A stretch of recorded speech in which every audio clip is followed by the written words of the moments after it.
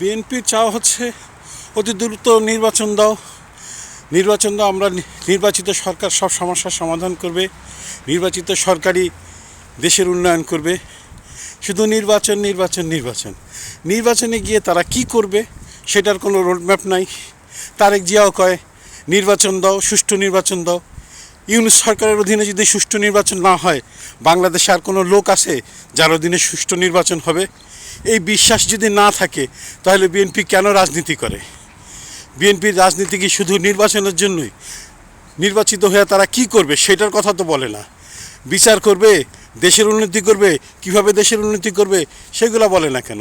শুধু বলে নির্বাচন দাও নির্বাচন দাও নির্বাচন দাও। আর কি করে? টকশোতে যায়, আর প্রত্যেকটা সভা সমাবেশে যায়, শুধু বদনাম করে কাগো ছাত্রদের আর জামাতের। এই বদনামের রাজনীতিটা হাসিনা করতো, এটা হাসিনার দোসর হয়ে যাচ্ছে না?